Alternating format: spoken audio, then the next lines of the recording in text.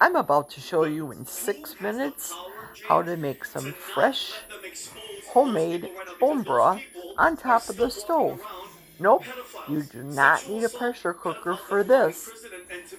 It takes 6 minutes to prepare, and I start with about 25 ounces of bones from chicken meat that I have pulled directly off the bones.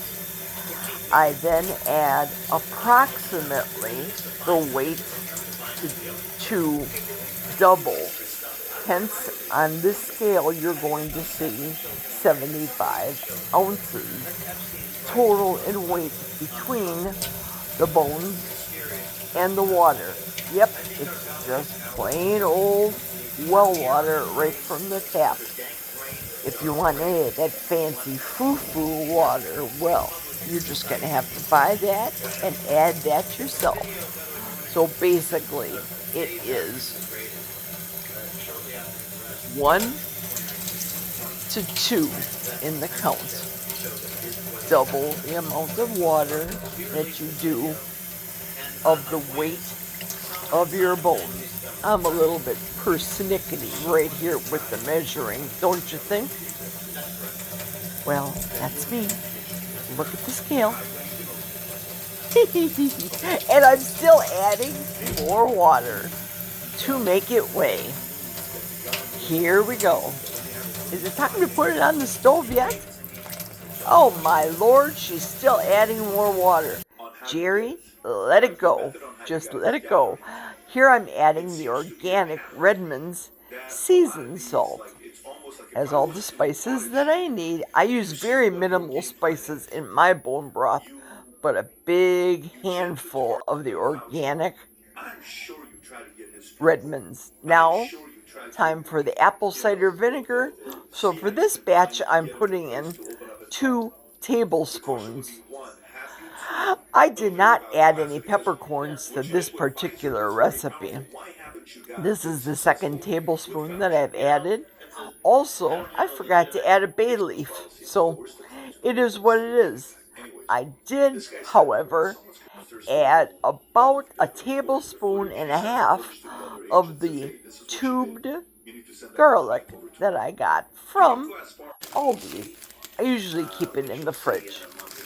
Now I found some onions that I had in my freezer left over. All it is for flavor. I put that on there, divvy it up amongst the pot to show. There we go.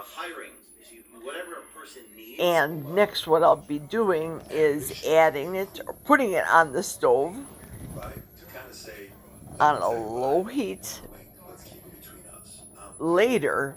But first off, I crank the heat up super high until I get it to a rolling boil, big time boil. And I do that by closing the cover on it so I can get it to that stage of the rolling boil. Tuck it right in there. A watch pot doesn't boil, does it? There we go. Once it's boiled, boiling as it is now, I then put the flame down. Whoops, I covered it a little too quick again just for the video. Turn the flame down as low as I possibly can go so nobody got hurt in the making of this bone broth. Covered it up, let it go for 8 hours on the stove, super low. Maybe I added another cup until I got it this way after 8 hours. Look at how rich, yellow, and unctuous it is. The bones are literally falling apart. Now it's time to transfer. You don't see here. What you don't see is my walker. Time to transfer the bones through a sieve. Pour it into my container, which is going into the refrigerator. The bones are going to be going into the garbage. And we're in a burn community here in Wisconsin, so these will burn up just fine in the burn barrel. I'm going to drain it completely using my silicone drainer. It worked very well, by the way, getting every last drop out. After about a couple of minutes of draining, I'm going to do a little shake and shimmy. Shake, shake, shake. Get the last 2 or 27 drops out of it.